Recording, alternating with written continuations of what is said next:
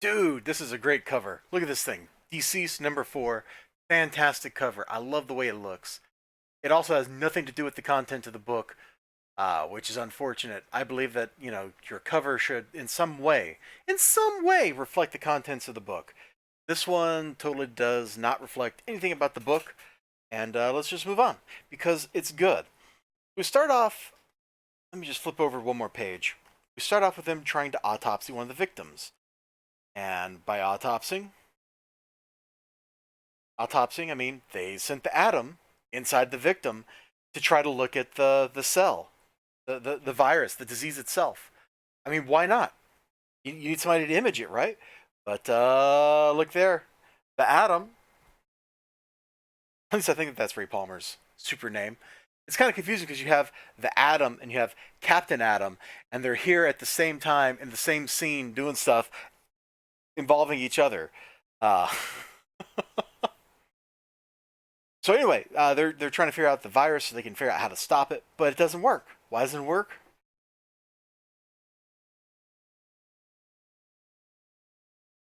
What you doing, Ray Palmer? What you doing? You're ripping, you're tearing.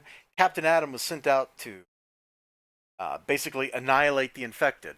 It's the last ditch effort. Let's just burn them out. You can see that didn't work out so well for them right there. It's awesome.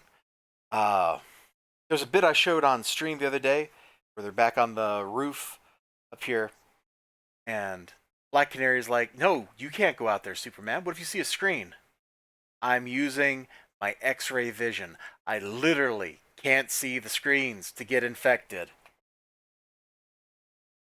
Oh, being a Kryptonian must be so nice.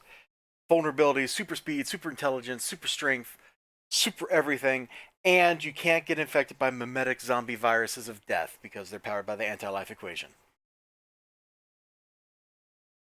There's lots of great stuff. They go to where the Flashes are at because the Flashes were told by Batman to hide disease, so the Flashes are totally hiding. And one of them even says something like, "How is Batman faster than any of us?" Oh, there's. I got to show you this. This next page. There's some build up. There's like thump, thump, thump, thump. What could be leading up to thump?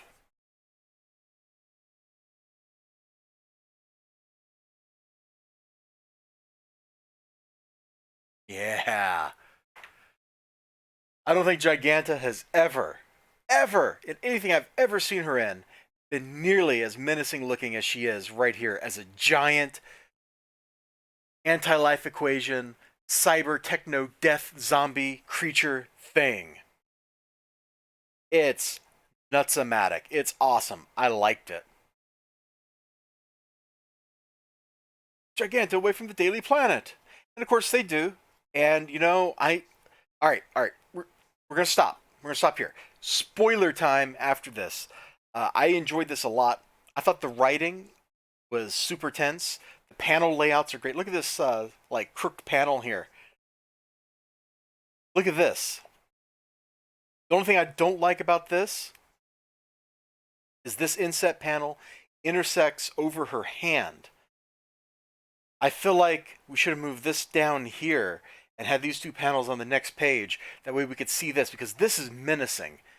This, like that giant hand reaching out to get the heroes down here.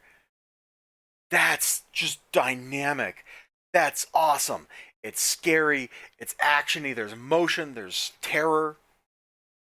Okay, maybe there's not so much terror because Superman's there, but pretty sure Mr. Queen over here is definitely feeling a little bit of terror. It's great times. So we're gonna just skip ahead a couple pages. So my final score for this book is, man, I really like this book. I'm trying to show you like the stuff I really, really, really liked. There's a little morality play. Superman doesn't let Wonder Woman kill her because he's like, oh, they're said they're infected. There could be a cure. Wonder Woman's like, she's a zombie. Let me cut her head off. And then you know who settles this dispute? You ready? I'm not going to show any more of the book after this one panel. Oh, this might be the goriest thing I've seen in a DC comic. I've seen gorier in a Marvel comic and independent books, but in a DC comic, I think that's a first for me. It's great. That fight sequence, I didn't show a lot of it. I showed the beginning of it and the end. It's short and it's great. It doesn't waste pages. It doesn't waste panels. Everything in that sequence that's on page has a reason to be on page. That goes for every panel in this book. I don't think there's actually a wasted panel in it. This is written by Tom Taylor, right? Yeah, writer Tom Taylor. Just, it's great. It's well paced. There's no waste. I don't think there's very much like fat to cut off the bone, you know? We just get to the point and it's awesome. And that's all I got to say about Deceased number 4. This book, oh, this is the best one. No, I think it was the last one had that moment where Superman went to the farm, right? And that was just like, oh man, this is the highlight of the book. This whole issue is a highlight. Like it's not like just dancing around, setting stuff up. We're just in it. We are down in it, literally.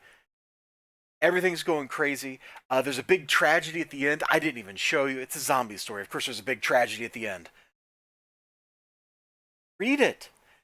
I don't even know that you need the previous issues, really, except to know that Black Canary turned into a Green Lantern.